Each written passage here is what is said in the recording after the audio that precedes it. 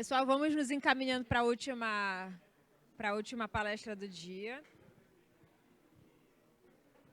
Eu só vou pedir que não sente aqui na frente exatamente para a gente poder ter a... Tá, beleza.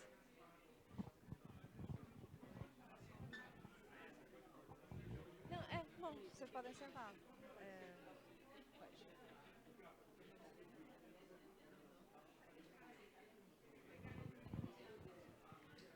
Pessoal, boa tarde.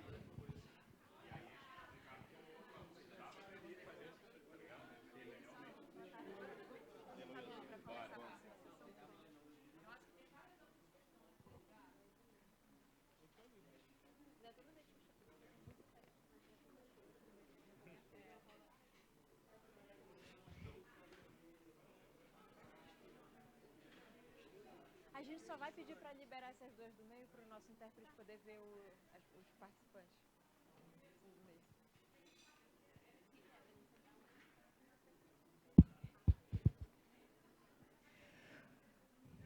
Boa tarde a todos que estão presentes aqui no Auditório Anchieta.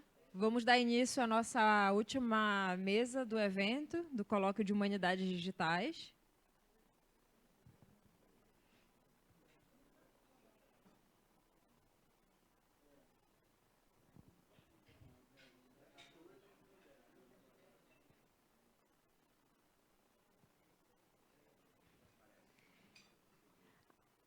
A nossa próxima mesa, a nossa terceira e última mesa de discussão, se chama Tecnologias Digitais, Hibridação e Antropoceno, e visa discutir precisamente, né, a relação, né, os desdobramentos, enfim, as questões que surgem, né, a partir do momento em que a gente enquanto sociedade, né, passa a interagir, passa a se relacionar com as tecnologias digitais, não só como meio de comunicação entre nós, mas como meio de compreensão, né, do mundo ao nosso redor. Isso inclui o mundo humano e o mundo não humano, né?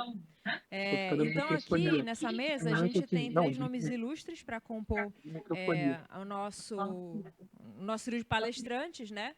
Online com a gente vai ter a professora Jennifer Gabry, da Universidade de Cambridge.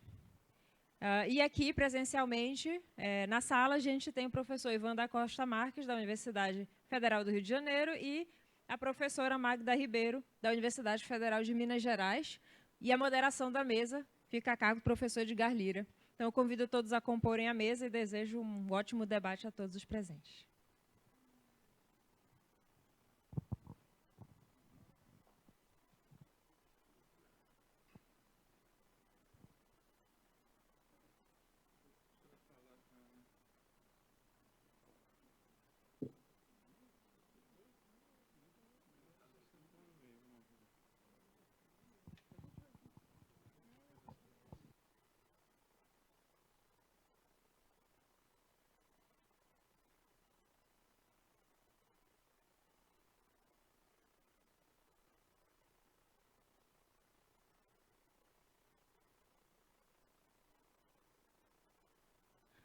Hi, Professor Jennifer. Are you hearing me? Yes, I can hear you. Well, my name is Edgar, and I want to welcome you and to thank you for participating. And if you don't mind, I will speak Portuguese from now on to avoid confusion with our translators, okay? And let me present you in Portuguese.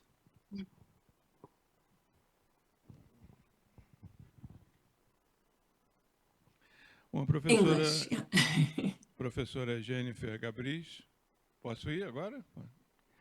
Ela é titular da cadeira de Mídia, Cultura e Meio Ambiente na Universidade de Cambridge, onde ela lidera o grupo de pesquisa Planetary Praxis e como investigadora principal de projetos globais, tais como Smart Forests e Citizen Sense, Gabry foca na compreensão de como as tecnologias de sensoriamento transformam os ambientes em dispositivos sociopolíticos.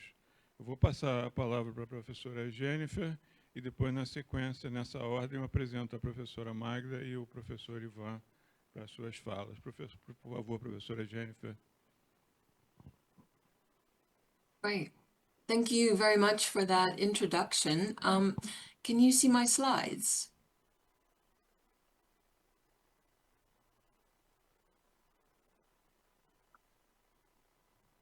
Agora sim. Okay. Okay. Okay, so thank you very much for the invitation to present as part of this Digital Humanities Glitch colloquium. I was going to speak primarily about work related to smart forests, but this work is situated within the Planetary Praxis Research Group, as you've heard, and this is a research group that focuses on social, digital, and environmental research. So I'll tell you a bit about the research group and then focus on Smart Forests, a current research project that I'm running that looks at the digitalization of forest environments. And then I'll spend most of the time speaking about a project in Chile on fire networks, technologies, and practices, and the ways that we worked with communities to explore pluralistic approaches to sensing fire and troubleshooting planetary glitches. So Planetary Praxis is a group focused on social, digital, and environmental justice, and we especially undertake practice-based investigations. This research group is based on an earlier essay I wrote called Becoming Planetary, which asks, what does it mean to become planetary in a time of planetary change? What practices and relations enable us to become planetary subjects and collectives? So this is a question that I explore guided through the work of Gayatri Chakravarti Spivak. And I ask how being planetary as a praxis is a way to consider different mobilizations of the planetary. So this isn't about scale so much as relation. So you can see here the project website with a number of practice-based investigations focusing on social, digital, and environmental justice. And the projects that we have run focus on air pollution and deforestation, landscape regeneration and climate change, among others. And we look at ways of sensing, observing, monitoring, and experiencing environments as part of a project of engaging and pluralizing diverse environmental relations. We especially consider how technologies, digital technologies, are increasingly being used to observe and manage environmental problems and how this can influence social life. And we work very much in a collaborative way across networks of postdoctoral researchers, postgraduate students, creative collaborators, communities, colleagues and policymakers, as well as natural scientists and social scientists and people in the humanities. So here you can see an example of some of the projects that I've mentioned. And I will focus on smart forests today. And in the context of this event on Digital Humanities Glitch, we could say that there are a number of glitches occurring in planetary operating systems. But these are not just temporary interruptions, but rather phase changes that require more equitable approaches to planetary, technological, and digital systems. So the Smart Forests project takes up this question of how to approach and work through planetary change with a focus on digital technologies, and to think about how these technologies could be remaking forest communities, forest livelihoods, and forest cosmologies. The question of how forests materialize is an important one because technologies can inform the sorts of environmental actions that are taken to preserve, conserve, and otherwise regenerate them in different contexts. So this is something that we look at in the Smart Forest project, and we have investigated a whole range of different, mostly digital technologies, and how these are used to tune into forests.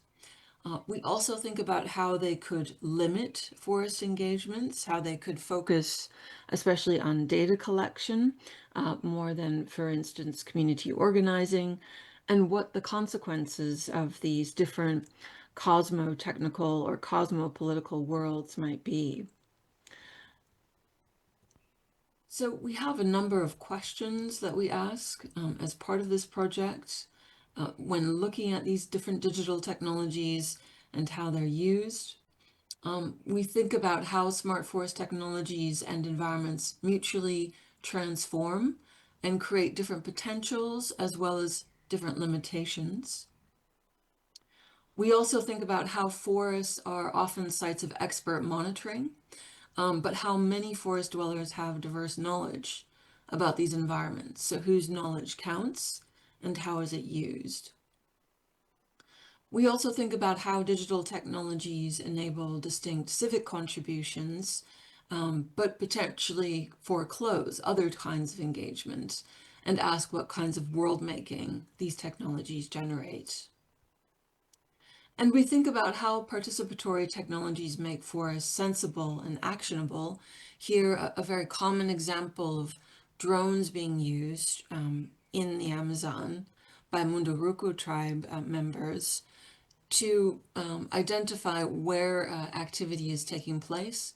But then this also makes tribes responsible for acting on this information, making them into patrols and operatives, so raising questions about security and their ways of being in forests as well. So as you can see, there's a whole host of ethical, social, political, economic, and other questions that these technologies raise in a sort of broader sense.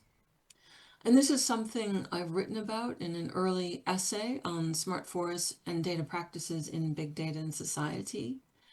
And the kind of core question here is, how does digitalization not only change understandings of environments, but also generate different practices and ontologies for addressing environmental change? So with this backdrop in mind, the Smart Forest Project research design then consisted of, and has consisted of, surveying smart forest technologies, practices, and experts, and creating a smart forest atlas to document research, while also cultivating networks of research practitioners and researchers to identify 5 case studies in locations worldwide. So you can visit our Smart Forest Atlas here at atlas.smartforest.net. It's available in 6 languages, including Portuguese, although we mostly worked in English, Spanish, Indonesian, and Hindi for the main languages we use, but we do have most of the content available in Portuguese. And you can see it has a map in addition to the landing page, an about page, a radio, stories, and a logbook. So here's an example of the Portuguese about page. So in phase 2, we conducted our case studies in Chile, India, Indonesia, and the Netherlands first, and then we did Scotland last. And with these case studies, we conducted site visits, we did field schools, and co-designed different kinds of walks and outings with collaborators and participants. And then we created proposals and resources for forests and technologies in a time of environmental change. So in Chile, we looked at fires, which I'll tell you more about. In India, we looked at participatory mapping for indigenous communities. In Indonesia, we looked at carbon markets. In the Netherlands, we looked at biodiversity monitoring. And in Scotland, we looked at temperate rainforest regeneration. So to turn now to forest fires, I'm sure, as I won't have to tell you, wildfires are increasing around the world, and especially in South America. And our case study focuses on La Araucanía region in Chile, working in collaboration with Fundación Mar Adentro, while also situating this work within a broader scan of fire technologies. So while there are increasing fires, there are also now many technologies, often digital technologies, that are being used to address fires, to manage, monitor, mitigate, respond to fire events. So we undertook this work over the course of 2 years, from 2023 to 2025, with a collection that we've just published literally this week, which I'll show you at the end of this talk. And alongside the case study, we collaborated with Fundación Mar Adentro to develop a residency program, Ecologías de Fuego, which took place in March to April 2024. And this had 5 residents with experience across art, science, architecture, and indigenous knowledge and practice. So here we asked how fire ecologies are changing and could be understood through different territorial knowledges and practices, how technologies facilitate or complicate these practices, and what new technologies or practices we could create when working in and with fire ecologies in a time of planetary transformation. So we looked especially in the central southern region of Chile, which often has the highest number of fires across Chile as a whole.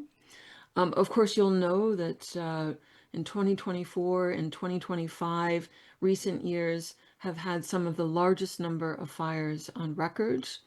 These fires include in South America, the Pantanal wetlands in Brazil, which burned 440,000 acres, and in Chile, 162 forest fires, where high temperatures and mega drought created highly flammable conditions that collided with land use issues. So there have been thousands, even hundreds of thousands of fire hotspots detected on the global wildfire information system. And these forest fires point to changing sensory ecologies and milieus that could be required to detect and respond to planetary transformations. So digital technologies are often used to sense fire events, to organize collective sensing practices, and to remake the way that we engage with environments. So these initial environmental glitches give way to changing compositions of environment, social worlds, and technologies. We could say that environments are also transforming irrevocably through the force of climate change, biodiversity loss, and land use change, and digital technologies are a way to sense, experience, track, and act on these altered ecologies. So there are any number of technologies that are, of course, long-standing and are now being advanced and developed in different ways, from NASA MODIS satellite views of fire events showing before and after here in Los Angeles, and many other technologies I'll show you in a minute. But as anthropologist Adriana Petrina notes, the runaway change of warming climates and burning environments creates perceptual divergence, in her words, where unpredictable and uncontrollable fires destroy usual ways of understanding and managing them.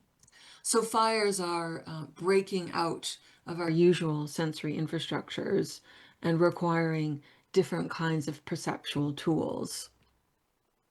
So in the area of fire technology, of course, there are many technologies that are being used to monitor and observe fires with cameras on watchtowers, AI for visual analytics, many forms of sensing that go from, of course, satellites, but also to LiDAR and on-the-ground sensors that can trigger also communications and alerts.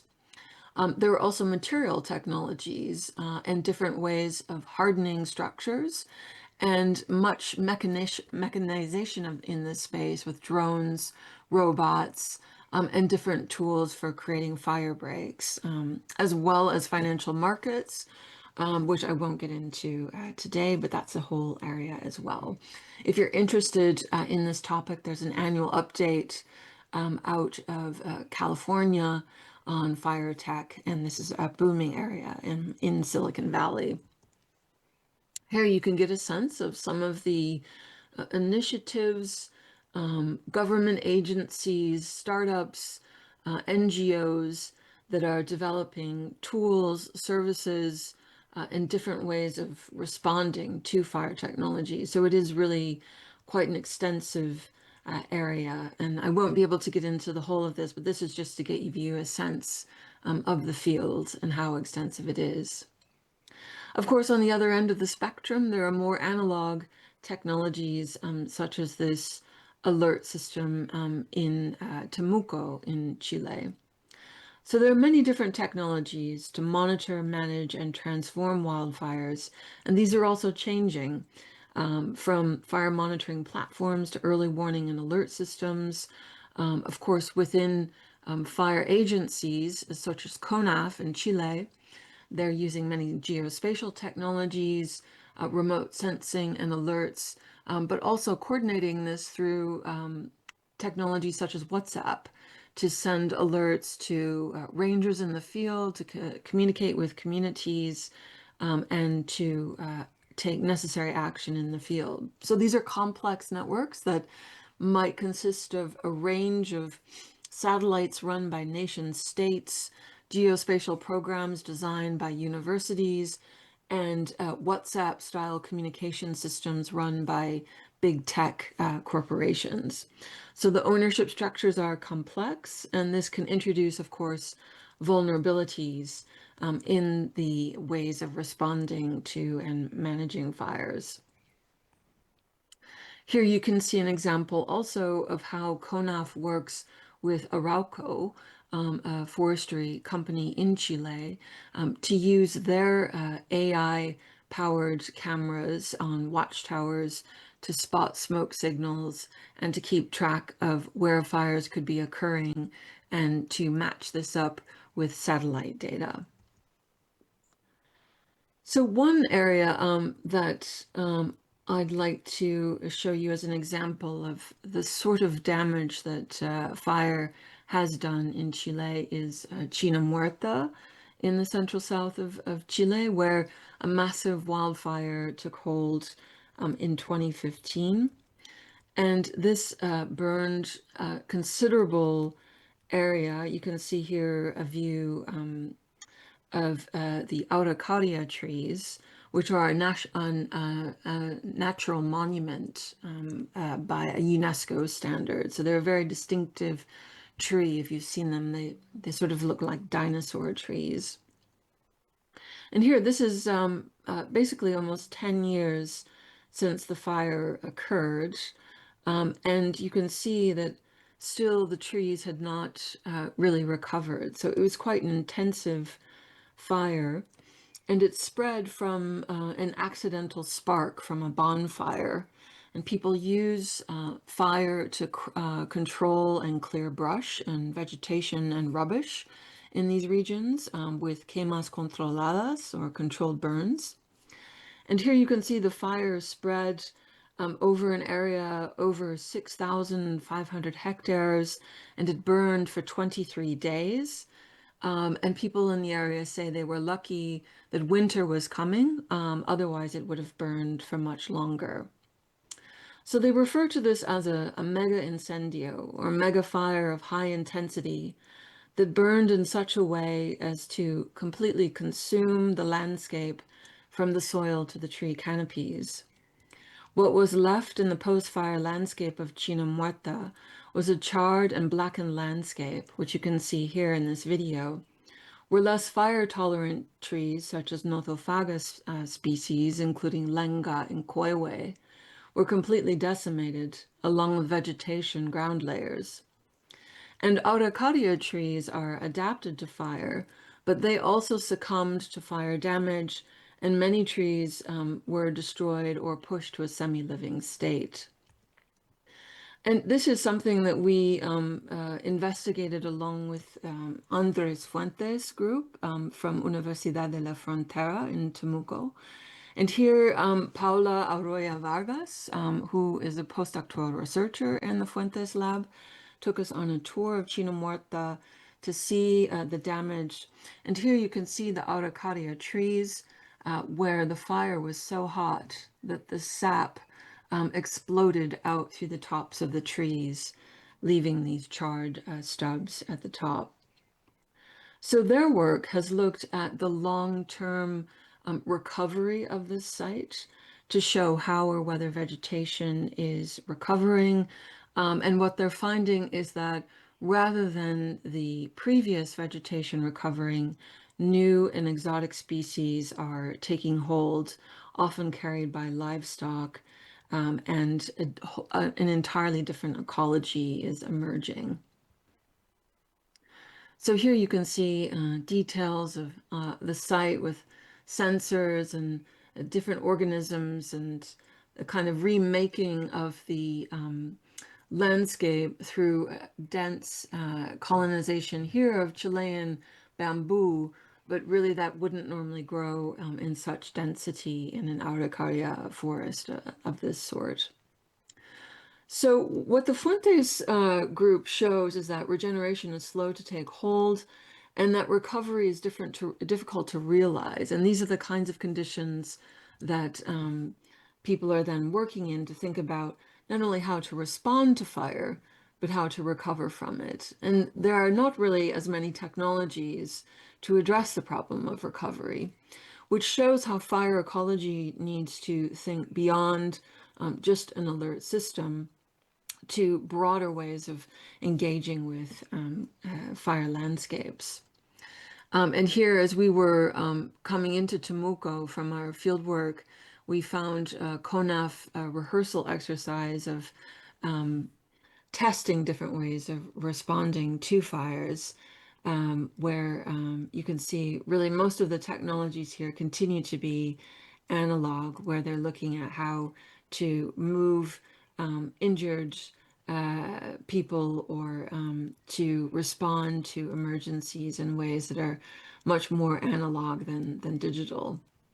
So here the practices and infrastructures of environmental engagement require staging other responses to transform sensory ecologies. But thinking through the sensory protocols here requires working together to engage in collective inquiry and experimenting in lived environments. So this is something that we brought to ways of thinking about how is technology then used in these contexts.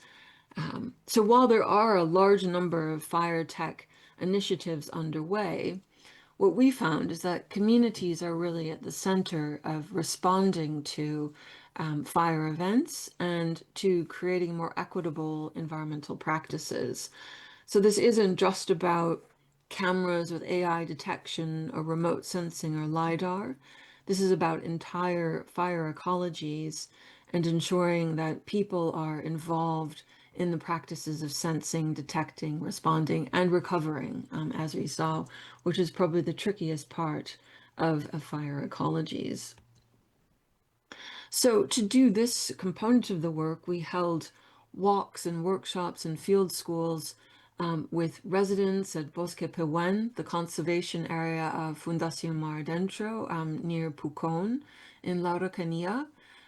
We also met with the Pucón sort of disaster agency and held a field school with key stakeholders to discuss their knowledge and very diverse ways of thinking about fire and how to respond to it. We also went to the CONAF headquarters, as you saw from the earlier slides, in Temuco, Boldo Uno, where we learned more about their handbook, their methodology for helping communities to prevent and respond to fires. And this is a handbook first developed in 2015 and then updated in 2022, I believe. And it contains a whole set of guidance on how communities can organize and respond to fires. And then alongside this, we held interviews with participants in Chile and beyond, and created podcasts on our atlas, which you can listen to, some of which are in Spanish and some of which are in English. Here you could see the archive of these different episodes. So here's an example of someone with CONAF who speaks about monitoring and combating fires with the use of remote sensing, as well as different geographic techniques, pyogeographies, and working with communities to respond to fires. So we brought all of this material together into field schools, which was really the core way that we had conversations with people about their fire practices, which in some cases included technologies, but in many cases were quite low tech, consisting of WhatsApp potentially, but also many practices on the ground that were much more about creating fire breaks, using camera traps, digital technologies, for instance. Here, an initiative from Altos de Cantillana, which had a quite considerable fire event in 2023, which destroyed conservation area. So in response, communities organizing to create fire prevention practices using technologies, but in a very situated way. So here you can see a whole range of different interviews and site visits we took to learn more about community practices and to think about how to make proposals, informed proposals for fire prevention plans. So in our final field school in Pucón, we met with communities and heard from other groups such as Caritas Chile to think about how to create fire prevention plans, the kinds of techniques and practices and technologies people might want to use, and how to assemble this into a toolkit of sorts, which is what we launched this week. So at Bosque Pehuen, Fundación Mar Adentro continues to gather together material to create a fire prevention plan for their watershed, the Palguin Basin. And we have also created a project film showing all of our different case studies. So I will show, if there's time, a 3-minute clip. This is a 20-minute film, but I'll just show a 3-minute clip from our Chile segment, so you can get a sense of some of these landscapes and participants in their own voices. With the Chile wildfire case study, initially what we found is that there already are really strong community infrastructures for addressing fire, but they're not necessarily joined up or organized in a way that they can be learning from each other. La conversación que se dio fue bastante interesante porque se vieron estas dos perspectivas, digamos, de el fuego como algo bueno o el fuego como algo malo, y llegamos a una conclusión en que en realidad el fuego es un ente y creo que el ser humano es el que le da ese valor. Lo más importante es que la sociedad sepa que existen los entornos forestales. Hay personas todavía en la ciudad de Santiago que no saben que tienen bosques alrededor de la ciudad. He hablado sobre mis investigaciones, fuego como elemento originario y cómo se vincula con comunidades y con los saberes ancestrales desde el pueblo mapuche. Aquí el fuego se presenta como un ente, una criatura. Principalmente creo que falta construir un lazo con ese conocimiento y entender qué es el fuego.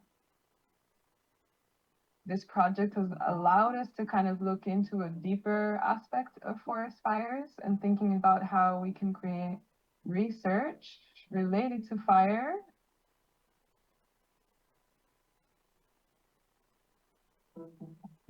Todo lo que tiene que ver con incendios forestales, al menos en Chile, son conocimientos muy colaborativos. Entender qué especie es más inflamable que otra nos puede ayudar a tal vez construir mejor el territorio. The main topics we addressed today in the field school in La Araucanía and Tuco were about fire prevention plans, networks, practices, and technologies. So we looked at existing fire practices and networks that help to address both preventing and managing fires, as well as the technologies that were used. Con mi labor de guardaparques, trabajo con diferentes tecnologías respecto a los bosques. Una de nuestras principales amenazas es los incendios forestales, por tanto vamos recolectando información que nos permite elaborar nuestros planes. Hemos estado buscando modelos de gobernanza, ya sea con las comunidades mapuches del territorio o con la sociedad civil a través de consejos consultivos, y con ellos lo que buscamos es incorporar su visión.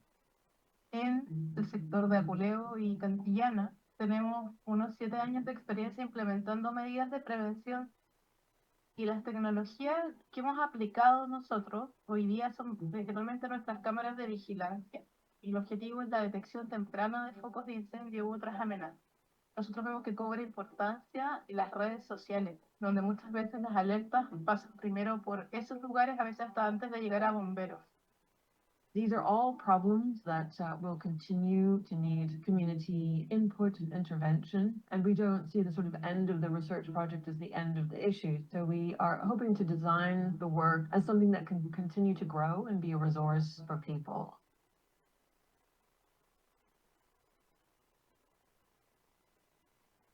So just to wrap up then, we developed an interim report on our findings from all of the case studies. If you're interested in that document, it's available online, open access.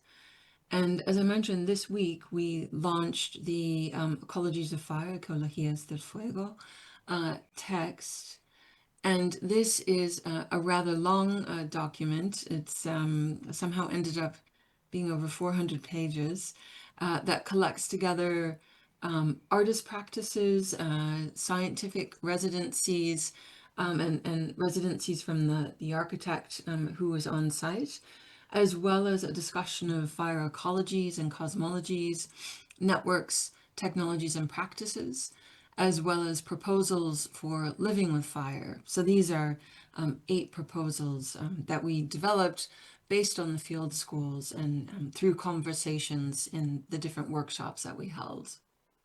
So here you can see an example of the different chapters, the work that was done on site, and the residency exhibition that was held at Casa Varas in Temuco. And we have interviews in here as well as the proposals here you can see.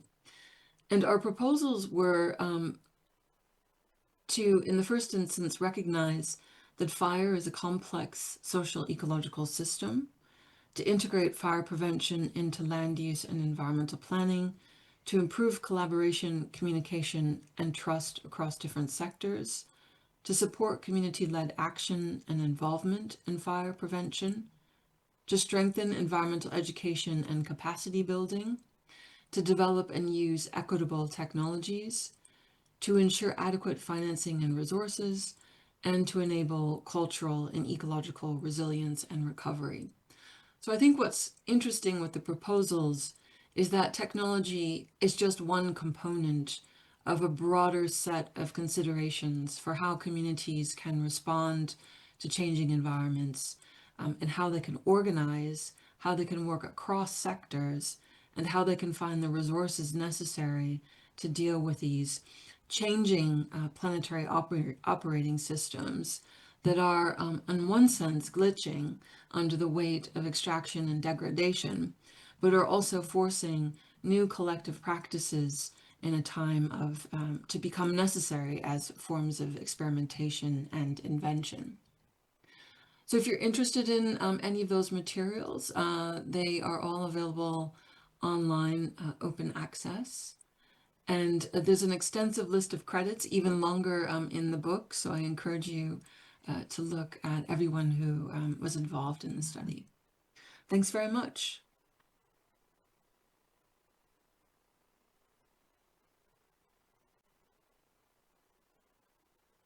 Muito obrigado, professora Jennifer, pelo seu speech, né, pela sua conferência. Eu vou passar imediatamente para a professora Magda e para o professor Ivan. Vou apresentar a professora Magda e combinar com eles aí a sequência dos trabalhos para que a gente depois possa abrir para as questões, né? Deixa eu pegar aqui a apresentação da Magda, que é a professora adjunta de Antropologia da UFMG e vice-líder do Laboratório de Antropologia das Controvérsias Sociotécnicas, LACS-UFMG. Doutora pela USP, com passagens pela Sorbonne Nouvelle e Universidade de Manchester, Rutherford Fellow. Suas pesquisas envolvem populações tradicionais da Amazônia Oriental a partir de perspectivas da antropologia econômica e Antropologia da Ciência e da Tecnologia. Atualmente, investiga as tensões entre ciência, conhecimentos tradicionais, inteligência artificial e meio ambiente. Essa foi essa mini-bio preparada pela Luísa. Professora Magda, quanto precisa para a apresentação? Eu não sei, Luísa.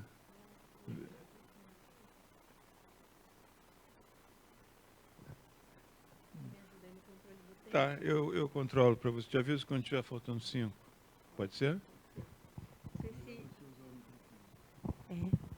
Boa tarde. Acho que a maioria eu já vi, reencontrei. Isso que foi bom, né? Participar aqui do evento nos 2 dias. E estar aqui participando na última mesa. Então, agradeço novamente a Luísa. Já agradeci, mas torno público o agradecimento. E cumprimento aqui os meus colegas de mesa, Jennifer, professor Edgar, professor Ivan. Então, um prazer também estar com vocês aqui nessa tarde. Enquanto eles vão colocando a apresentação, se for possível e der certo, mas eu já posso começar para aproveitar aqui o tempo com vocês. Então, como o Edgar disse, né, eu estou nesse laboratório da UFMG, dentro do Departamento de Antropologia e Arqueologia, que é o LACS, né, Laboratório de Antropologia das Controvérsias Sociotécnicas, então já tem esse nome assim muito interessado nessa vertente política e técnica, né, da emergência de novas tecnologias, e tenho trabalhado mais atualmente com as questões que envolvem emergência de novas tecnologias, trabalhei um pouco com biologia sintética e também com sistemas de inteligência artificial agora, orientando trabalhos, e numa pesquisa atual que olha para essa relação entre humanos e máquinas, né, o que a gente está chamando lá no UFMG de uma inteligência natural / artificial. A gente quer também entender onde é que estão essas fronteiras, mas o que eu vou apresentar para vocês hoje tem a ver com uma pesquisa de mais largo fôlego que eu fiz durante o meu doutorado e que tenta um pouco problematizar essa pergunta que a Luísa propôs para a nossa mesa, né? De que maneira as tecnologias digitais afetam as nossas relações com os mundos não humanos. Né? Então, como é que a gente pensa também essa fronteira entre humanos e não humanos, esse não humano aí com o nome que a gente deu de natureza, né? No caso da minha pesquisa. Então, não chegou ainda os slides, mas vai vir? Então, contextualizando para vocês um pouco desse trabalho, né? Nesse texto especificamente, digo texto porque ele é um trabalho que já está preparado, né? E deve sair no Journal of Political Ecology em breve, né? Um dossiê aí que eu e Luísa participamos também. Então, eu vou apresentar rapidamente aqui para vocês ideias que vão estar depois nesse trabalho publicado com mais detalhes. Para quem tiver interesse, depois a Luísa pode ajudar na divulgação. Né? Então, o que eu vou trazer hoje para vocês é um pouco essa experiência de campo na Amazônia, olhando particularmente para a castanha do Brasil, né? Ou castanha do Pará, castanha da Amazônia, castanha do Amapá. Tem alguns nomes, a gente acabou adotando a castanha do Brasil, né? Porque eu trabalhei do lado do Amapá. Então, eles ficavam bravos da gente chamar de castanha do Pará. Né? Então, eu adotei a castanha do Brasil. E por que olhar especificamente para uma castanha? Né? O que a castanha nos diz? Né?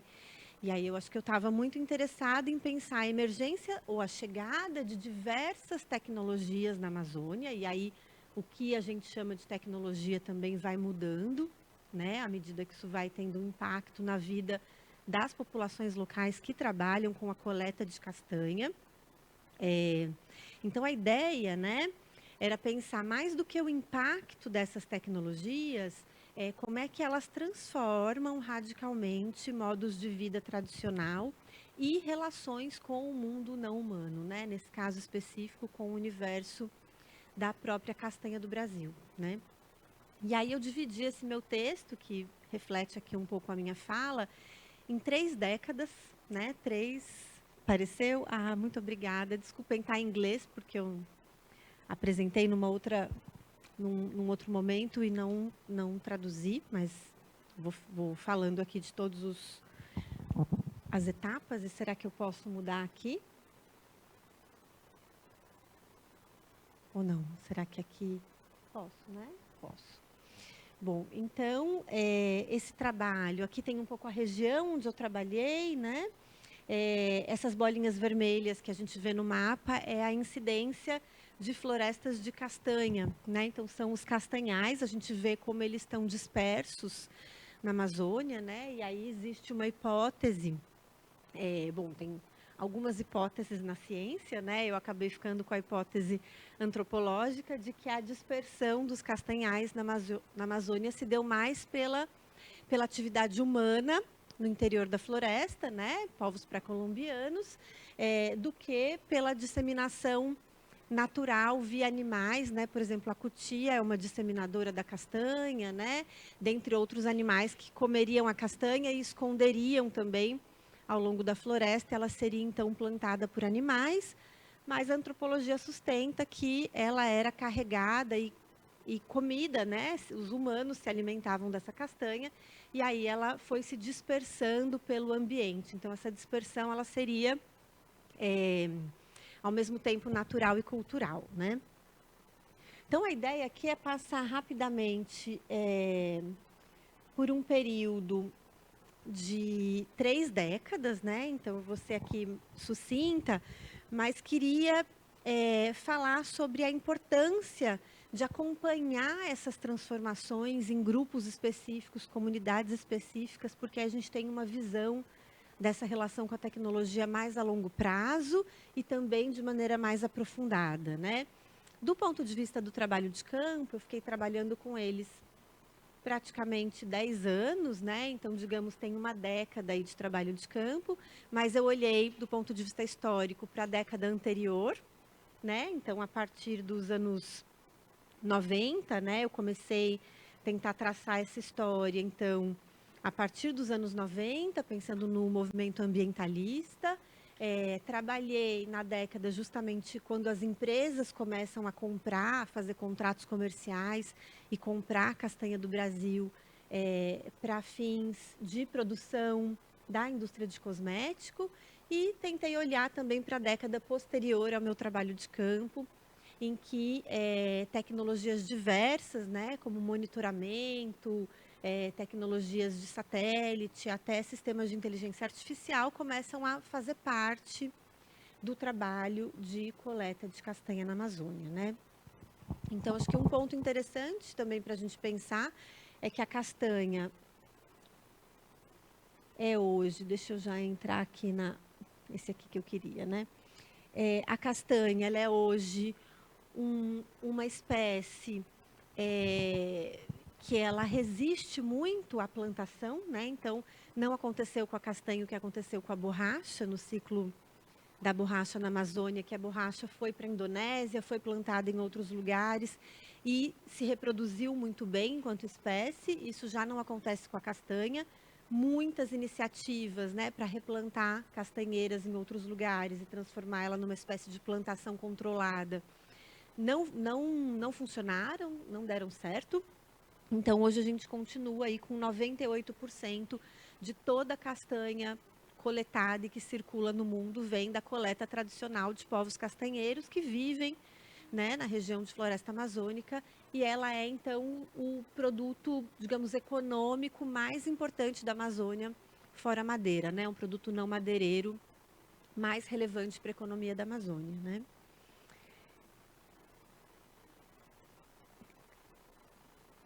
Bom, aqui eu falei, né, da nossa hipótese dessa coevolução, né, das espécies, pensando nessa relação humanos e não humanos. Bom, a castanha é a espécie que eu olhei, mas a gente tem muitas outras, né, inclusive evidência de criação de novas espécies, né, como o cupuaçu. A gente tem várias espécies que a gente sabe que elas foram produzidas a partir do manejo humano, né, então muitas evidências em relação a isso, né. E vou trabalhar, então, com essas 3, o que eu estou chamando aí de 3 ondas, 3 momentos históricos para a gente pensar a entrada das tecnologias nesse universo dos castanheiros, né? Bom, então, esse primeiro movimento, de 1992 até 2002, acho que um marco importante dos direitos florestais, das demarcações de terras indígenas e de populações tradicionais e da criação de reservas, né? E aí a criação de reservas foi também um momento muito polêmico, né? Porque não se sabia se seriam só reservas reservas extrativistas, como foi o caso dessa reserva, reservas de proteção integral, reservas de proteção parcial. Então, algumas reservas não poderiam ter humanos morando naquela região, o que foi muito polêmico do ponto de vista da circulação das populações amazônicas, né? Então, eles tinham já o hábito ancestral de circular pelos territórios, mas algumas reservas foram demarcadas como reservas de proteção integral, né? No caso dessa reserva onde eu trabalhei, ela foi chamada de reserva de desenvolvimento sustentável. Ou seja, é possível coletar dentro dessa reserva, desde que você garanta aquilo que estava sendo chamado de sustentabilidade, né? Junto com o desenvolvimento. O nome da reserva foi polêmico, né? Porque como você garante, né, a sustentabilidade daquela extração de recursos, né? Então, mas essa foi a delimitação dessa reserva específica em que eu trabalhei, né? Ela foi delimitada em 97, né? Foi uma das primeiras delimitações. Só para vocês terem uma ideia, essa área ela tem mais ou menos o tamanho da Bélgica, né? Então, é uma reserva de 800 mil hectares em que moram 40 famílias, né? Então, a gente tem aí aproximadamente 250 pessoas, e muitos idosos, muitas crianças, nessa comunidade, que pode, então, circular dentro de uma área territorial que é considerada aí muito expressiva, né? Bom, claro que essa região do Amapá, onde eu trabalhei, né? Claro que é sempre muito polêmico essa questão da demarcação territorial. Não sei se vocês conseguem ver ali no mapa, em verde claro, RDS Iratapuru. Vocês podem ver que ela tem um bracinho, né?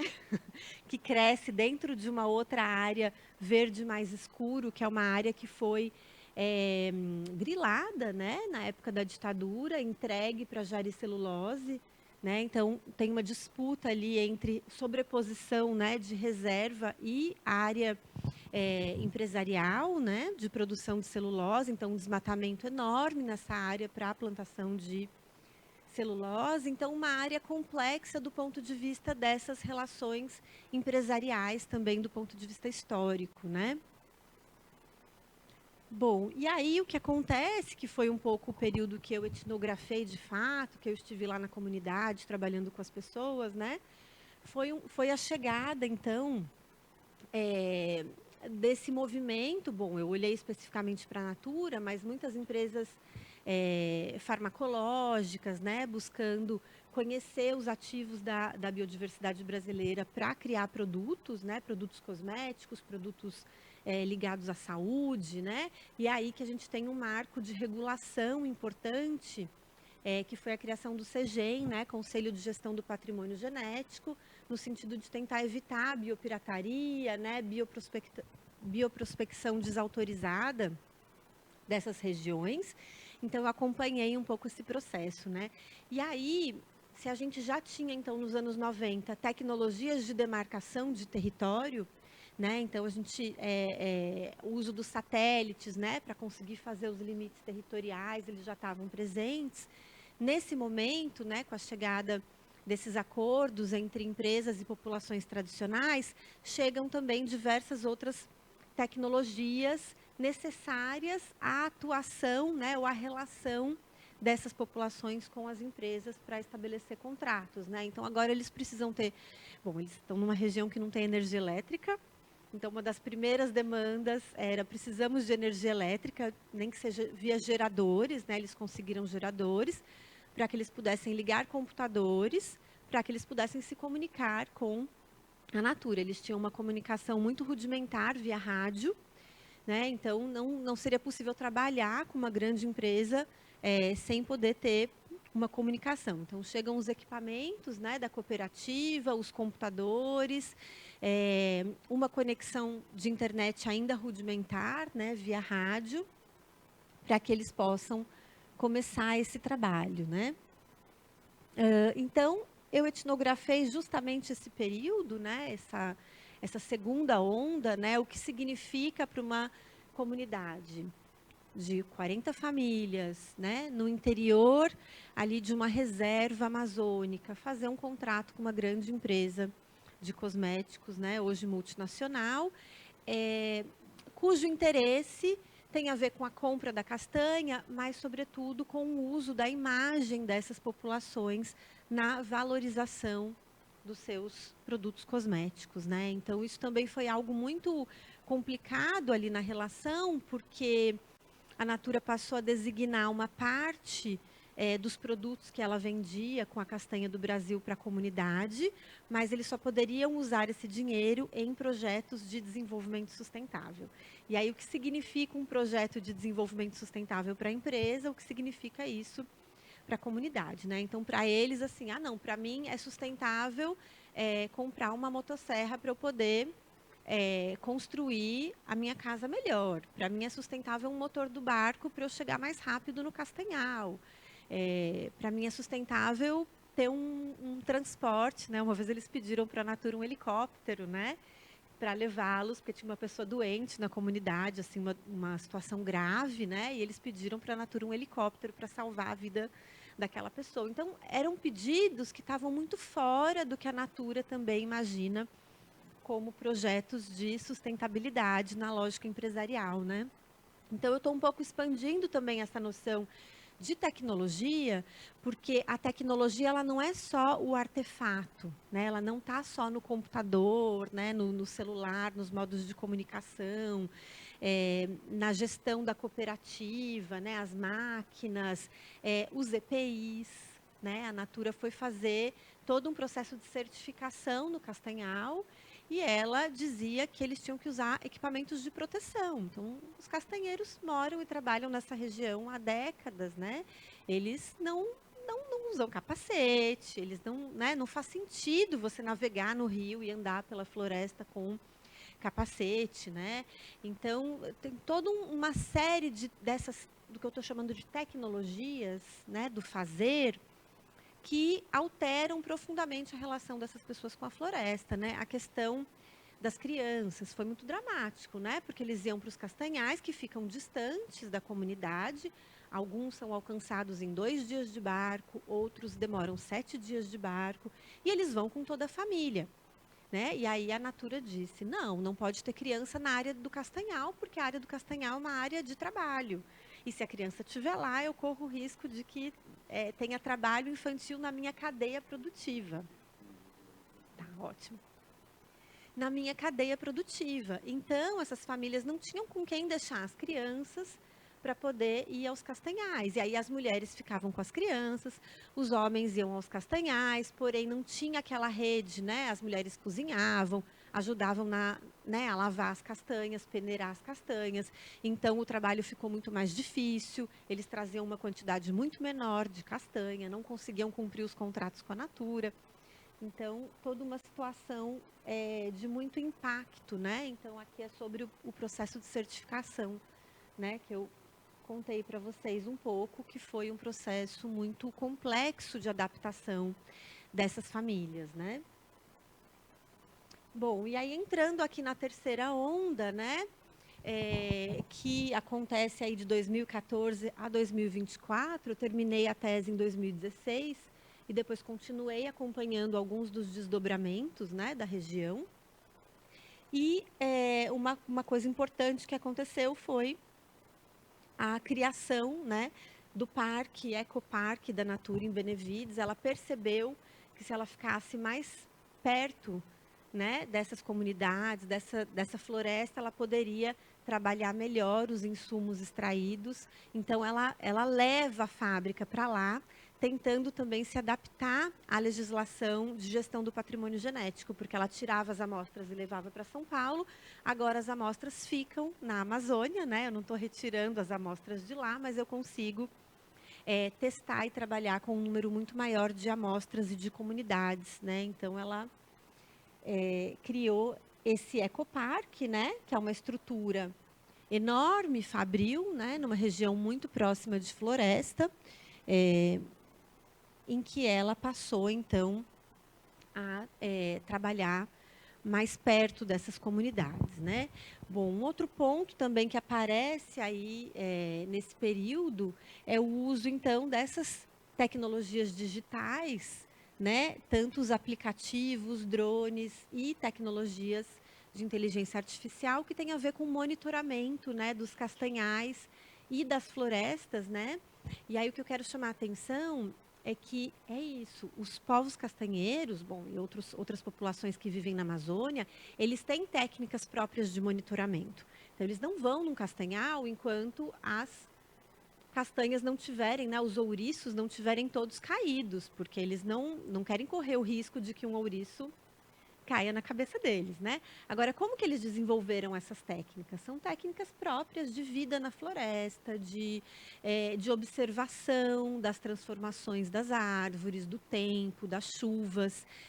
E agora eles têm tecnologias de monitoramento que vão dizer para eles, olha, agora os ouriços já caíram, está mais seguro, vocês podem ir, né? E aí eu fico me perguntando, será que as populações mais jovens vão aprender a mesma observação, o mesmo entendimento do funcionamento daquela floresta, ou eles vão passar a depender dessas novas tecnologias, né? Talvez um pouco a gente também passou a depender aí dos mapas para circular nas cidades. A gente não sabe mais circular sem os mapas, mas a gente sabia, né? Então, fico me perguntando também o quanto essas tecnologias limitam, né, modos de circulação, modos de vida no interior da floresta, né? E aí, fechando aqui dentro do meu tempo, né? Eu acho que essa é um pouco a reflexão, né, que essa experiência me trouxe, que eu acho que é um tema que a gente discutiu bastante aqui também, né? Nesse encontro, né? Que é essa ambiguidade ligada à entrada de processos tecnológicos nos mais variados contextos, né? Eu acho que o contexto amazônico me mostra que, né, que, claro, eles podem ter processos, né? A tecnologia de monitoramento das castanhas para ajudar a identificar o fungo foi muito importante para eles, porque eles faziam tudo isso de maneira manual, era muito trabalhoso, né? E vários organismos internacionais tinham receio de comprar castanha, porque poderia estar com esse fungo, então tinha o risco, né? Esse risco biológico, né? Da exportação da castanha. Então, tem sistemas de tecnologia que né, que foram importantes, né? Teve uma grande ajuda para essa população, mas, por outro lado, eles perdem formas de fazer as coisas que acabam ficando dependentes das tecnologias e, sobretudo, uma vez que essas tecnologias são implantadas, elas podem ser uma demanda necessária na formulação de contratos. Então, a empresa pode dizer, olha, eu só vou comprar se passar por essa tecnologia, assim como aconteceu com o processo de certificação. Eu só vou comprar a castanha se ela for certificada, né? Então, esses processos tecnológicos, eles também criam espécies de dependência, né? E eles, de certa forma, diminuem também a autonomia de vida e o modo de relação dessas populações com esse ambiente que a gente chama de natural, né? Para eles, a vida deles está muito imbricada, né, com o que é a vida das castanhas e agora com muitas mediações, né? Então, queria trazer um pouco dessa experiência para nossa reflexão aqui na mesa. Obrigada.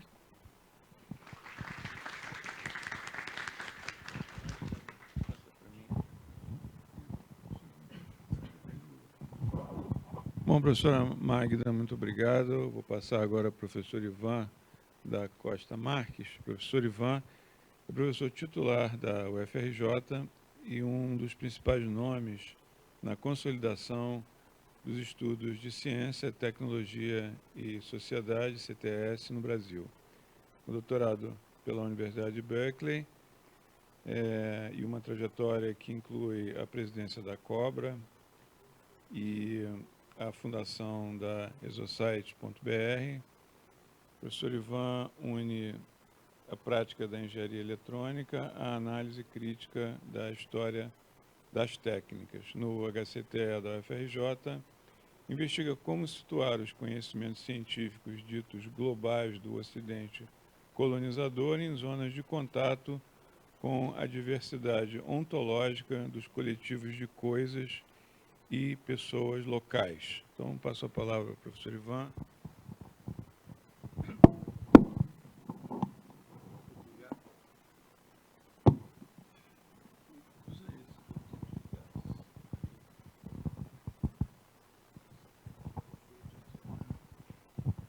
Obrigado pela apresentação, e eu queria agradecer muito a oportunidade que a organização do evento me deu de estar aqui. É uma satisfação mesmo, estou aprendendo com vocês.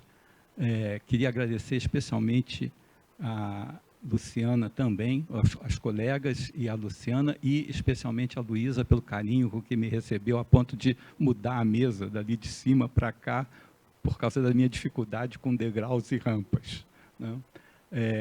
Também, ontem eu gostei muito de tudo que eu ouvi, da Thalita, do Jimenez, do Zé Macias, Daniele, Cristine, e a Fernanda Bruno me deu uma ideia assim, de como é que eu tinha chegado aqui, né? Eu fiz alguns pontos, e talvez me permita ler uma boa parte em benefício do tempo, né? Preparei cerca de 5 pontos que eu queria destacar, pontos um tanto, talvez, provocadores para a gente poder discutir, né?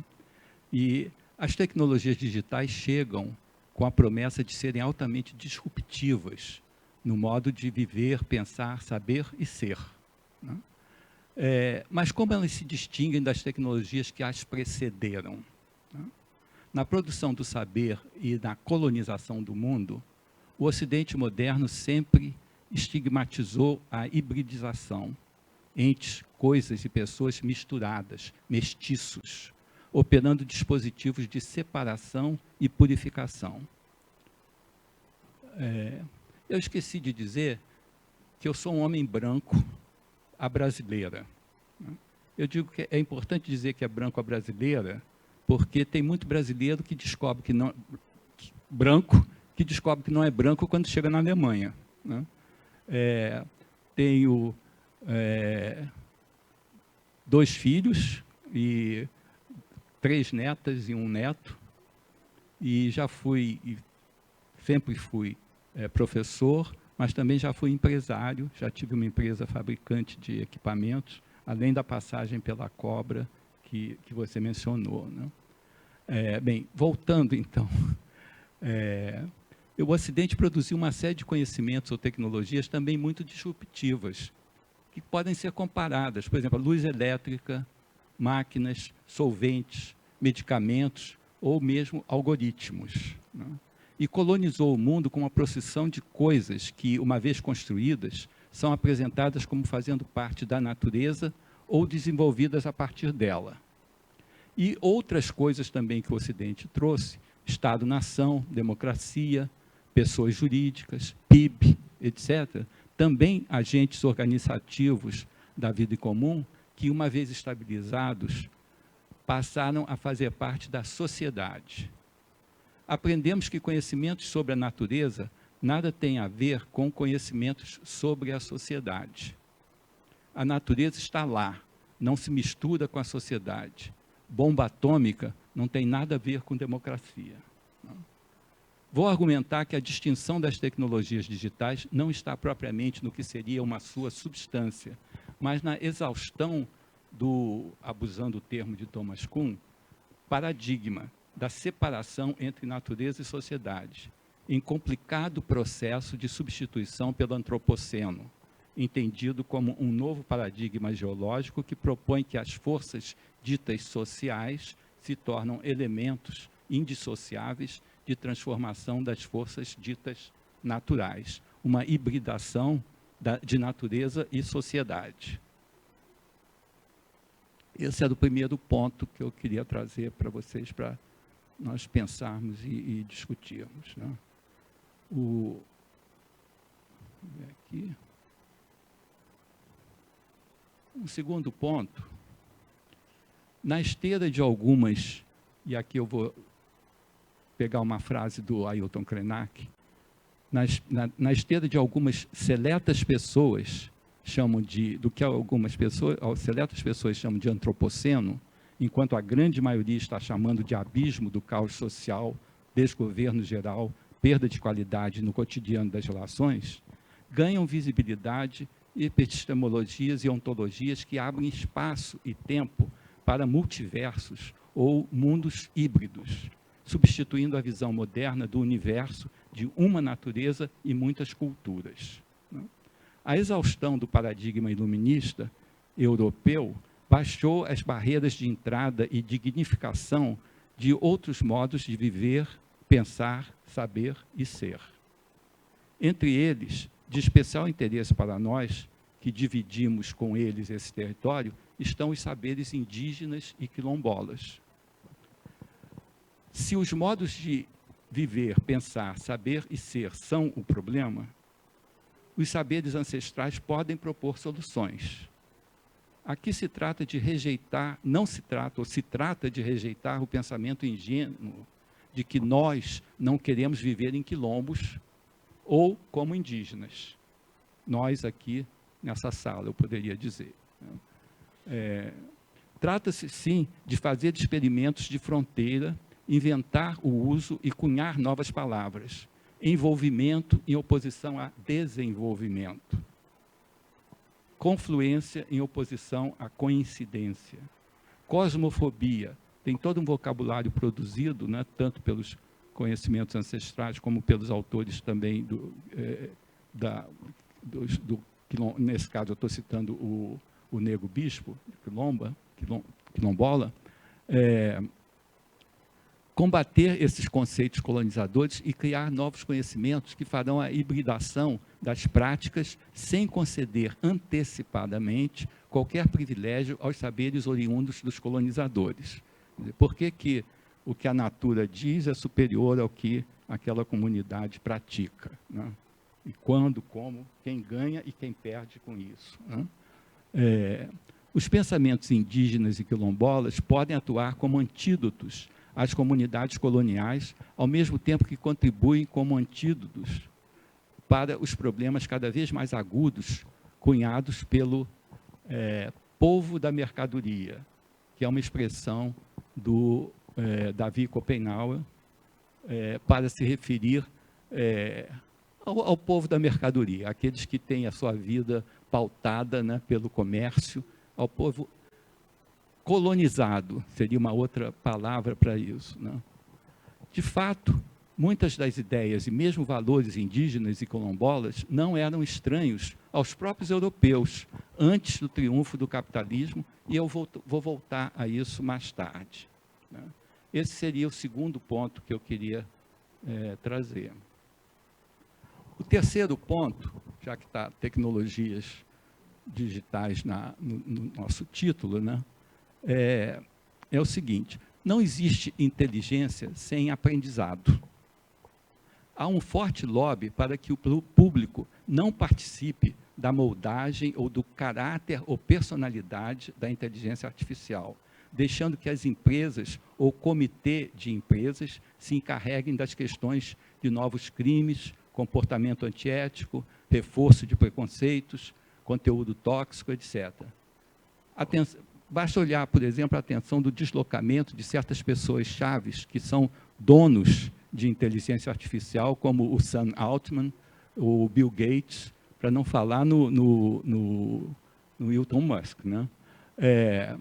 É aí que a inteligência artificial se torna uma ferramenta sui generis e potencialmente muito perigosa, enxergada até como uma ameaça existencial.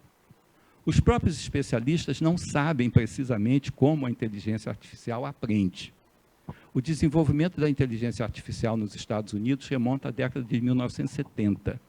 mas a aposta no modelo de redes neurais, inspiradas nas sinapses do cérebro, só frutificou a partir da satisfação de duas condições: a construção de uma maquinaria de computação com a capacidade de processar um número antes insonhável de bits. E a segunda é a capacidade de oferecer a essa maquinaria de computação uma quantidade antes insonhável de data curada, né? Bits que passaram por uma curadoria. Essa exigência de aumento de escala e de demanda por água e energia elétrica é aventada como um limite para a inteligência artificial. O que se verifica, no entanto, até agora, né, são investimentos gigantescos em energia e sinais de aumento da eficácia, tanto no hardware como no software, para processar os algoritmos da inteligência artificial. Alguns notórios especialistas, e isso é espantoso, na minha opinião, alguns notórios especialistas acreditam na possibilidade de comportamentos autônomos da inteligência artificial que poderiam levar ao surgimento de uma superinteligência artificial autônoma, superior à inteligência humana e, portanto, de controle extremamente problemático ou mesmo impossível. Adquirindo autonomia, essa super-IA poderia tornar a espécie humana irrelevante ou mesmo destruí-la. Essa hipótese tem um sabor de ficção científica paranoica, mas talvez o mais surpreendente é que ela é compartilhada, ou pelo menos não é rejeitada, por vários especialistas líderes da inteligência artificial, entre eles Geoffrey Hinton, conhecido como o padrinho da inteligência artificial, laureado com o Prêmio Nobel em 2022, que após sair amigavelmente do Google, onde chefiou a inteligência artificial por 10 anos, tornou-se um militante para alertar a população dos perigos que acompanham a inteligência artificial, inclusive a ameaça existencial. Segundo ele, o maior de todos os perigos, maior do que o desemprego, crimes, manipulação de eleições, etc. Fei-Fei Li, pesquisadora de Stanford, que também foi da Google, idealizadora e executora do projeto ImageNet, conhecida como a madrinha da inteligência artificial, sugere uma multiplicidade de inteligências, ao dizer que os aviões voam, mas não voam como os pássaros. Na realidade, isso está inspirado no Feynman, no físico que disse uma coisa bem parecida, né? Mas ela está preocupada, essa pessoa está preocupada, que não é uma pessoa qualquer, é uma pessoa que está, né, ali em toda a intimidade de quem está fazendo a inteligência artificial, está preocupada com o controle da IA a ponto de enunciar como propósito de sua vida, e eu cito, liderar o avanço de uma inteligência artificial democrática. Resta acrescentar a este quadro um traço crucial, talvez o mais importante de todos, sobre a sinuca de bico presente na busca de um caminho seguro para impedir uma autonomia faustiana da inteligência artificial. Os elementos geopolíticos do presente encontro ou desencontro face a face dos Estados Unidos com a China. Em termos crus, há evidências de que os Estados Unidos não podem controlar o desenvolvimento da inteligência artificial, porque, ao fazer isso, correm o risco de serem ultrapassados na competição política, econômica, militar com a China. Essa competição é baliza determinante de todas as decisões nesse quadro. É espantoso, porque, ao mesmo tempo que se diz que a espécie humana está ameaçada, não se tem um ímpeto de atravessar esse abismo, né, competitivo com a China. Né? E esse seria, então, o terceiro ponto. O quarto ponto seria, mas onde estão as linhas de fuga? Né? Como construir coletivamente políticas públicas para irmos ao encontro daquelas e daqueles para quem esse colossal edifício mostra-se incapaz de oferecer espaços confortáveis, né? O edifício da natura e o edifício da comunidade, né? Daqueles cujas cognições o verniz da modernidade não foi capaz de manter aprisionadas, voluntária ou forçadamente, no colossal edifício cognitivo dos conhecimentos colonizadores. Muita gente tem toda espécie de problemas hoje, né, de vivência, com todo o sofrimento e a insegurança, né, da vida moderna. Daqueles e daquelas cujas construções e espaços cognitivos, práticas, valores, imaginação, instrumentos, dispositivos, evidências, transbordam, resistem e rompem os limites do comportamento esperado imposto pela racionalidade euro-americana. Inspirado em Paulo Freire, esse grande hibridador avant la lettre, uma sugestão é abrir espaço para criar conhecimentos e buscar inovar a partir dos mundos da vida, dos Brasis, antes de adotar espontaneamente as representações e modelos das disciplinas dominantes que têm neles incrustadas os costumes e os instrumentos dos colonizadores estranhos à maior parte da população brasileira, com destaque para o que tange à cognição. Eu não vou explorar aqui uma coisa que me surgiu quando a professora estava expondo, que é a questão que está subjacente a toda a criação da tecnologia ocidental, que é comando e controle. Então, é controlar os incêndios sem que tenha ninguém lá. Bem, mas isso, não vamos entrar nisso agora. Por exemplo, não é que faltem reclamações da inversão que subrepticiamente admite que as pessoas devem se adaptar à moradia e não que a moradia deve ser adaptada às pessoas. Vivências populares do quintal, né, o espaço onde as crianças aprendem a fazer tudo, o espaço guardado para quem vai nascer, para as casas das próximas gerações. A experiência da laje. A primeira laje é para o primeiro filho ou primeira filha que se casa. A segunda laje é para fazer as festas. A experiência da cozinha. A cozinha é o espaço mais amplo, é um espaço de recepção. Quem chega, vai para a cozinha. Da comida. A comida organiza a festa, organiza a recepção. Tudo se organiza em torno da comida. Das festas. O grande momento da festa é a comida. É ela que agrega todo mundo. Dos mutirões.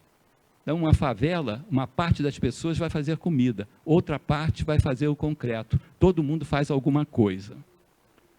Também não é que faltem, no próprio edifício de conhecimentos da metrópole, remessas à potência dos conhecimentos populares. Na mesma roça se plantavam juntos milho, mandioca, feijão e algodão. As plantas nativas brotavam em meio às plantas cultivadas.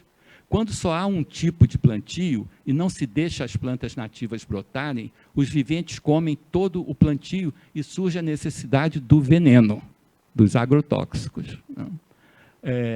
Plantávamos culturas com ciclos diversos. Foram as ciências agrárias que nos ensinaram a plantar apenas espécies de ciclo curto para colher o mais rápido possível. A plantar de modo linear, fazendo arruamento. Quando a água ou o vento vem, eles correm pela rua e vão embora arrastando tudo, porque não há nada para quebrar a correnteza. Além disso, nos orientaram a plantar uma única coisa no mesmo terreno, o que fazia com que costumava se alimentar de diversas plantas e iria comer só aquela. Na Caatinga do Piauí, ainda hoje, plantamos cercado e criamos solto. Não há nenhuma escrituração que determine isso. O Código Civil diz que o dono do animal tem que prendê-lo. E, por isso, a maioria dos estados planta solto e cria preso. A lógica é que quem anda, é o animal. E você tem que prender quem anda. Aqui fazemos o contrário. Cercamos a planta que não anda e deixamos solto o animal que anda. Isso é interessante porque hoje a gente paga mais caro, né, por um leite de vacas que andam, né, por uma carne de boi que anda, né, do que os enclausurados. Uma das minhas avós e mestra ensinava que aquilo que a gente não precisa, mas sabe que apodrece, deve ser jogado no quintal. E aquilo que não é mais necessário, mas não apodrece, a gente guarda até o dia em que for necessário. Dessa forma, nada ia para o lixo. Não conhecíamos a palavra lixo. Apesar da simplicidade desses enunciados de princípio, a modernidade americana levou mais de 3 séculos para propor ao mundo o lixo reciclado e a economia circular. Esse seria, então, o 4º ponto, e aí vamos para o 5º ponto. Como é que a gente está de tempo? Tá. Mas acho que vai dar para obedecer britanicamente.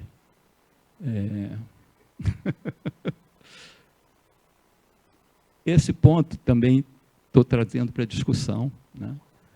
A colonização da América, supremacia branca e povo da mercadoria, né? Nos alguns séculos que estabilizaram a visão de um universo único e puro, platônico, não híbrido, está uma inédita transformação dos vícios que assolavam a Europa do século XVIII em virtude... os vícios que assolavam a transformação desses vícios, né, que assolavam a Europa do século XVIII em virtudes. Vou propor que aquela época viveu a criação do que hoje Davi Copenau chama de o povo da mercadoria. No século XVIII, Jean-Baptiste Vico está entre os que formularam a ideia embrião do povo da mercadoria com o sabor de uma excitante descoberta. Da ferocidade, da avareza e da ambição, os 3 vícios que levaram toda a humanidade à sua perdição, a sociedade faz a defesa nacional, o comércio e a política, e assim produz a força, a riqueza e a sabedoria das repúblicas. Desses 3 vícios, que seguramente acabariam por destruir o homem na Terra, a sociedade faz, desse modo, surgir a felicidade civil. Mais adiante, no século XVIII, ainda no século XVIII, Pascal exalta a grandeza do homem, referindo-se ao fato, e eu cito, de ele ter sabido extrair da concupiscência uma regra admirável e uma ordem tão bela. A ideia de que uma sociedade que se mantém muda pelo egoísmo e não pela caridade possa funcionar, ainda que seja uma sociedade pecadora. Albert Hirschman destaca a fecundidade dessa ideia, né? A astúcia da razão de Hegel, o conceito freudiano de sublimação e a mão invisível de Adam Smith estão todos os 3 contidos nessas 2 sentenças prenhes de significado, sentenças do Vico. As paixões dos homens, inteiramente ocupados na busca de sua vantagem privada, são transformadas em uma ordem civil que permite aos homens viver em uma sociedade humana. De modo bastante semelhante aos 3 flagelos da humanidade, guerra, fome, peste, acreditava-se que essas paixões básicas, orgulho, inveja, avareza, alimentavam-se umas às outras. O hábito de considerá-las indissociáveis reforçou-se ainda mais por serem habitualmente contrastadas em bloco com os ditames da razão e com as exigências da salvação.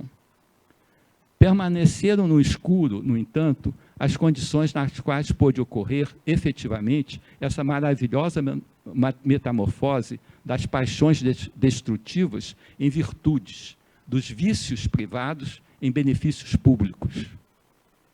Dado que o modus operandi do político não foi revelado, permaneceu por um período um mistério considerável em torno das alegadas transformações benéficas e paradoxais.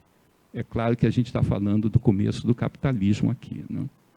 Somente no caso de um vício privado específico, o da paixão por bens materiais em geral e pelo luxo em particular, Mandeville ofereceu uma demonstração pormenorizada de como se realizam de fato tais transformações com sua famosa análise. Mandeville viria a ser seguido com estrondoso sucesso por Adam Smith, que focaliza com exclusividade a paixão tradicionalmente conhecida como cobiça ou avareza. Além disso, Smith foi capaz de dar outro grande passo adiante no sentido de tornar a proposição atraente e persuasiva, substituindo vício e paixão por expressões mais brandas, como vantagem ou interesse. Uma mensagem de esperança foi então transmitida interpondo-se o interesse entre as duas categorias tradicionais da motivação humana, a paixão e a razão. Foi considerado que o interesse integrava a melhor parte de cada uma, sob a forma de paixão do amor próprio, agora elevada e contida pela razão, e da razão a qual essa paixão dava força e direção. A forma híbrida de ação humana resultante foi considerada isenta da destrutividade da paixão e da ineficácia da razão. Não é de surpreender que a doutrina do interesse fosse recebida na época como verdadeira mensagem de salvação. Por outras palavras, e isso é um ponto crucial, a ideia de história que ajuda a produzir e a assegurar o humanismo ocidental. Se assim for, se o povo da mercadoria, tido como fundamento da história, eles dizem, né, é um efeito de práticas representacionais, incluindo a escrita da história pelo Ocidente, então o homem do humanismo ocidental, né, é de fato um homem particular. E a escrita da história é de fato o código de alguém. E assim é. O homem desse humanismo é o homem branco europeu ocidental. E aí, para concluir, a citação de Derrida. Citando, o homem branco toma a sua própria mitologia, o seu próprio logos, isto é, o mitos do seu idioma, como a forma universal daquilo que ele ainda deseja chamar de razão. É isso.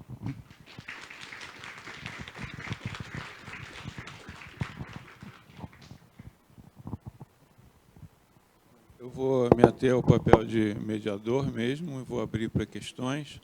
Só vou pedir para quem quiser, enfim, dirigir perguntas a qualquer um dos três convidados, né, eu entregar o microfone para que os tradutores possam tornar acessível à professora Jennifer. Eu distribuo aqui, vocês ficam com esse e a gente vai...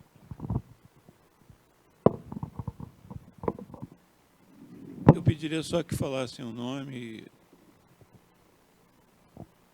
Olá, boa tarde. Primeiro, agradecer a apresentação de todos, né? Vem sendo uma discussão muito interessante quando a gente pensa em tecnologias digitais, não só digitais, mas tecnologias que impactam a nossa sociedade. Meu nome é Kenneth, eu sou doutorando da Universidade Federal Fluminense, né? Pesquiso também um pouco tecnologias relacionadas um pouco a videogames, mas enfim, também penso um pouco sobre esses impactos na sociedade. Uma coisa que alguns autores já apontam, né, e que eu também venho pensando, é que as tecnologias em si, elas não vivem por si só, né? Elas não têm racionalidades, não pensam. Quem pensa são os seres humanos quando desenvolvem essa tecnologia, né? E também, assim, provocado um pouco pelo debate que o professor Ivan trouxe, né, sobre pensar os Brasis, pensar as nacionalidades, né, e tudo mais. Como que a gente pode... A minha pergunta, né, é mais para, enfim, a mesa, se quiser responder, aberta a todos. Então, como que a gente pode pensar, né, tecnologias estritamente nacionais, né, do Brasil, né, que possam ser desenvolvidas pensando o bem-estar, né, pensando benefícios, como a professora Magna trouxe, sobre aquelas que pensam, por exemplo, os fungos nos castanhais, né, mas que sejam livres de problemáticas ambientais como a natura pode causar, né? Não só problemáticas ambientais, mas sociais, culturais, enfim, como a natura pode causar. Enfim, a questão é basicamente quais caminhos que a gente pode pensar para desenvolver uma tecnologia estritamente nacional, né? Uma tecnologia pensada para a sociedade e pensada nesses Brasis e culturas da nossa sociedade. Isso. Obrigado. Dá para fazer de 3 em 3, Luiz? Tá? Eu vou passar, então, para o Messias.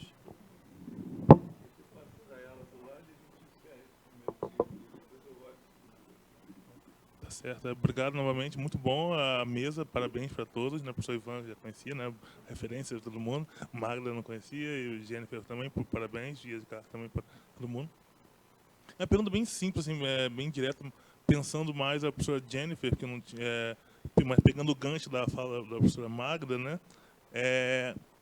Porque essas iniciativas que você apresentou, né? E acho que esse ponto é muito importante, né? Que acaba pegando o gancho do que o meu aluno Kenneth falou, que a gente está pensando também essa ideia de tecnologia e desse uso das florestas inteligentes, se não me engano, se eu esqueci, exatamente inteligente, exatamente. Mas onde que a nossa questão agora atual é uma das nuvens, né? Onde que está guardado esse conhecimento? Para onde que vai? Isso está sendo coletado, né? E não sei se foi falado na apresentação, eu perdi por alguma coisa do inglês, ou que estava de distração, né? A discussão, porque aqui no Brasil, por exemplo, a gente falou muito disso, né? De que a gente tem se apropriado da tecnologia fim, né? Dos drones, dos smartphones e tudo mais, mas a gente não tem ainda o domínio, por exemplo, dessas nuvens, desse data center, desses dados. Então, é interessante ver se isso aparece no trabalho da professora Jennifer de alguma forma. E é porque eu lembro que a professora Magda falou disso por causa da biossegurança, né? E é por isso que eu achei interessante perguntar isso.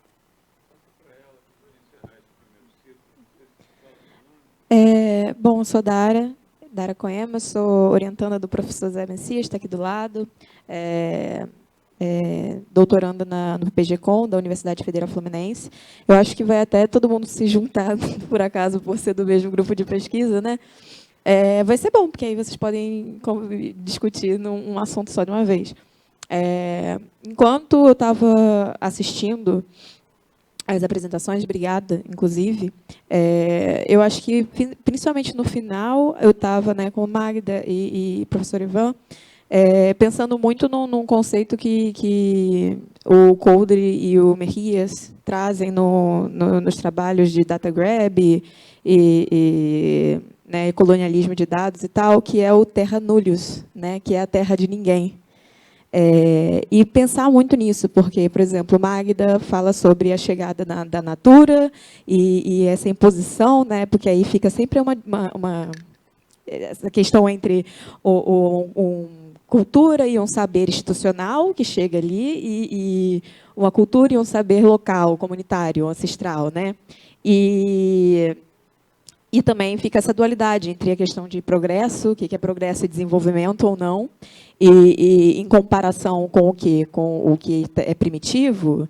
E isso acho que é uma questão que a gente conversa sempre quando a gente fala sobre decolonial, né? Sobre o decrescimento de tal necessidade, e por que a gente precisa pensar o que de fato é necessário ou não. E aí, essa provocação, né? Porque é pensar o que é necessário de fato e onde fica esse equilíbrio, principalmente, né? É possível pensar nesse equilíbrio? Há equilíbrio? Né? A gente tem algumas já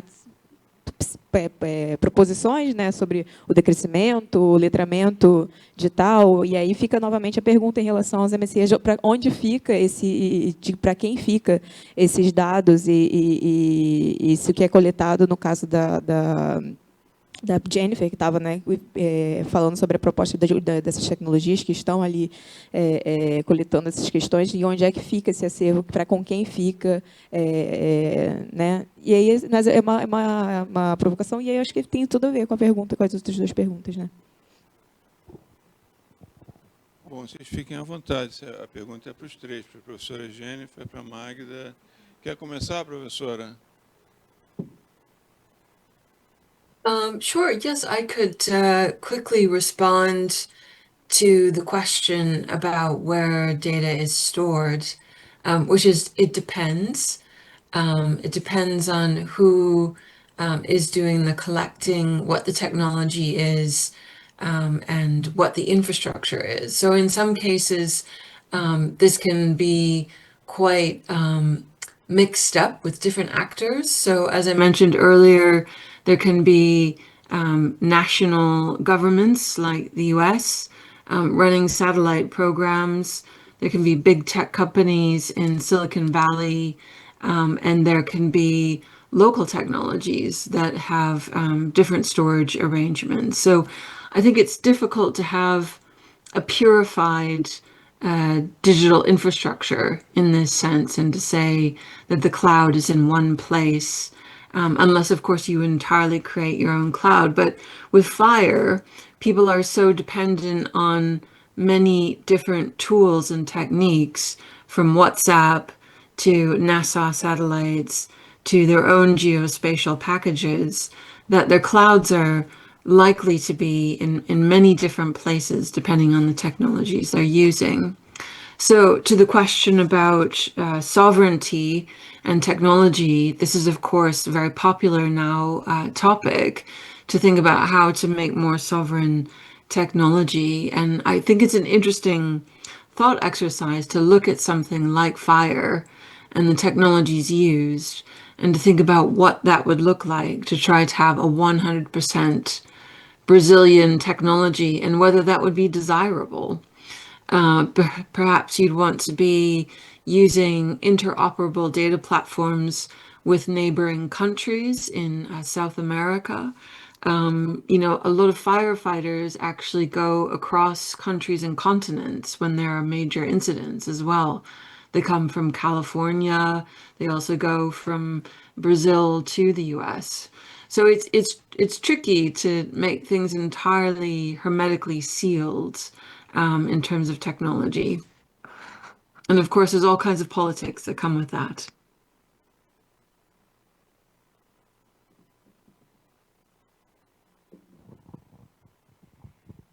Agradeço vocês três pela pergunta.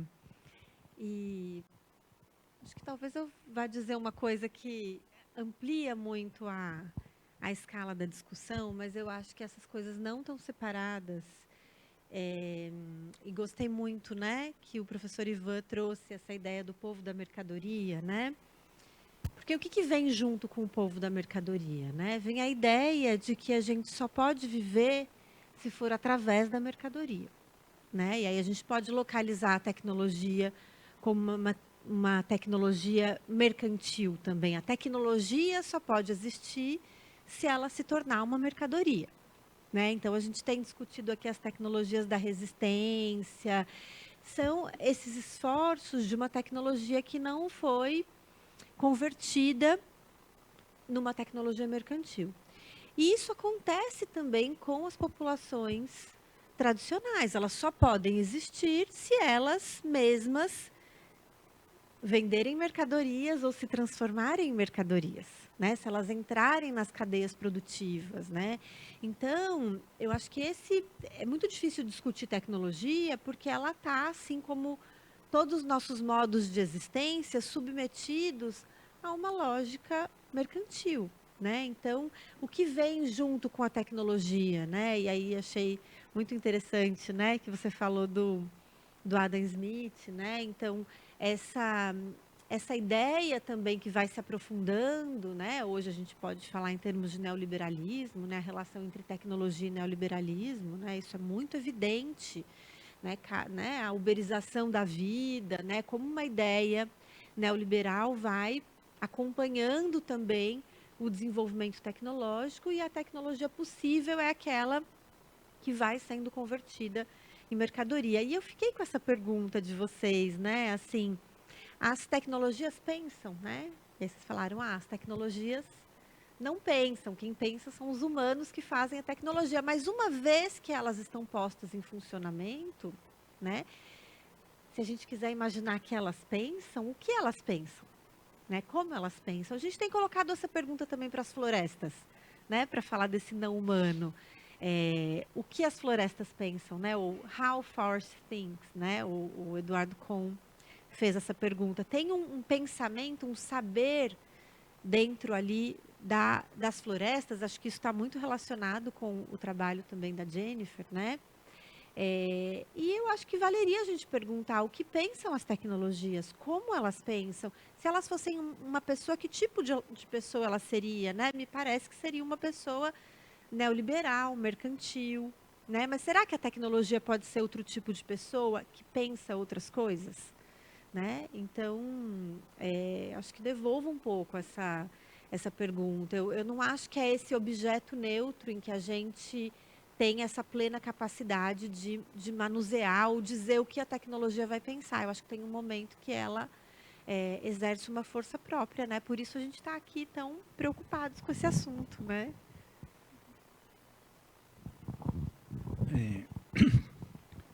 O Kennedy, olha, eu acho que como eu chamei, uma linha de fuga, nós não pensarmos que seja possível, não pensarmos também, fazendo uma frase ultramente reduzida, não pensarmos num mundo platonizado, não pensarmos em essência. A hibridação sempre aconteceu. Quer dizer, quem deu o tiro? Foi o homem ou o revólver? Então, se você pensa isolado, você pode chegar à conclusão que foi o revólver, você pode chegar à conclusão que foi o homem. Mas se você pensa como entes relacionais, né, o homem sem o revólver é um, o homem com o revólver na mão é outro. O revólver em cima da mesa é um, o revólver na mão do homem é outro. Quem deu o tiro é um ente que se formou naquele momento junto o homem com o revólver. Quem deu o tiro foi o homem com o revólver. Então, isso se aplica, por exemplo, à ideia de tecnologia, né? Você não para ter essas linhas de fuga, você deve evitar a armadilha de pensar em entes possivelmente isolados, né? Como a tecnologia, como uma coisa que está lá. Ou como a tecnologia estando nos data centers, sabe? Ela não está lá. Ela só está lá quando ela é tirada de lá por alguém, quando ela se junta. Ela é relacional, né? E aí é claro que você faz uma pirueta em toda a sua parte cognitiva para, digamos assim, ir adiante de uma maneira de pensar que tem 300 anos e que nos é ensinada desde a creche, né, até a pós-graduação, né? Mas para você considerar, né, realmente esses conhecimentos ancestrais como uma oportunidade, você vai ter que abrir mão tem que sair desses referenciais, né? Só mais um comentário sobre isso. O Marshall Sahlins diz que toda teoria deveria ser avaliada não só pelo conhecimento que ela propõe, mas pela ignorância que ela impõe. Quer dizer, se você quer falar e aceitar a meteorologia, você vai ter que ignorar os deuses do vento, a lua. Você vai ter que ignorar isso. Você não tem outra possibilidade, porque, né, esse tipo de conhecimento ocidental, ele só discute em seus próprios termos, né? Se você for discutir com um cientista o deus do vento, eu não discuto isso, não faz parte do meu universo, né? Então, a saída seria entes relacionais, né, para, assim, ensaiando uma pergunta, né? Uma resposta. Messias, eu já falei um pouco, né? Sabe, o conhecimento não... A gente, às vezes, imagina que o conhecimento está numa biblioteca, né? Assim, está nos livros. Você pega as teses da PUC e o conhecimento da PUC está ali. Lê do engano, né? Ele só vai poder existir se alguém, e especialmente se um coletivo, tira aquilo ali e usa, né, lê aquilo ali e vai agir coletivamente, quer dizer, sempre com pessoas e coisas, né, para dar uma consequência ao que está escrito ali, né, aquele conhecimento. E também elimina a possibilidade da gente generalizar isso é bom ou é ruim. O conhecimento tem que ser situado, né, para responder as perguntas. É bom, é ruim, quando, e para quem e para quê? Porque senão você generaliza. E nós generalizamos muito, né? Nós usamos a palavra nós de uma forma, às vezes, totalmente descabida. Nós fomos à Lua. Nós quem para a pálida? Que foi a Lua. Tá? E nós, a humanidade, agora não dá tempo da gente elaborar isso, mas essa questão da humanidade, né, se você for ver um autor como Krenak, ele vai ver o mal que a humanidade faz. Né? E o humano, ele não se considera humano, né, porque isso aí justamente impede a entrada desses conhecimentos ancestrais e também dos quilombolas. Né? Desculpe, eu perdi o seu nome. Nada. Dara.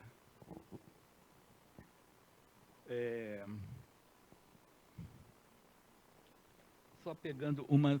Eu acho que a sua pergunta se relaciona com algo que eu acabei de mencionar, de você situar os conhecimentos. Quer dizer, não existe um conhecimento assim, solto que está lá. Tá? Ele sempre se situa. Né? A referência principal aí é a Donna Haraway. Tá? Para você situar, ver os conhecimentos situados. Né? E o que é a ideia de progresso, né? É uma ideia que vem de uma extrapolação. Você extrapola, e uma extrapolação pode ser válida ou não, mas ela normalmente tem um limite. Né? Você poderia, por exemplo, imaginar que os relógios mecânicos, se você fosse esmerilhando, fazendo rodas dentadas cada vez mais precisas, tal, que eles iriam ficando cada vez mais precisos. Não tem um limite. Ele jamais vai ter a precisão de um relógio eletrônico. Né? Então, a ideia de progresso não é propriamente falsa, mas ela só existe dentro de um paradigma. Quer dizer, ela só existe quando ela é enquadrada. Né? Dentro disso aqui, eu progrido, mas tem sempre um limite. Né? Então, quando você usa e se mobiliza muito isso, a ideia de progresso em abstrato, normalmente, quem vai se aproveitar disso é quem está mandando, e são os nossos colonizadores. Né? É deles que vem, né, a nossa maneira de pensar, de viver, do que a gente deseja, né, de consumir, o consumo mimético da elite brasileira, todas essas coisas que acabam sendo, inclusive, impedimentos para uma emancipação brasileira, todas essas coisas nos são ensinadas e elas são naturalizadas. Nós achamos que isso é natural. Então, é um imenso desafio. Mas esse desafio está sendo enfrentado em outros países. A intelectualidade japonesa fez a crítica do Ocidente no século XVIII, no século XIX. Né? E agora, né, os chineses, os orientais, eles estão ultrapassando o Ocidente em seus próprios termos.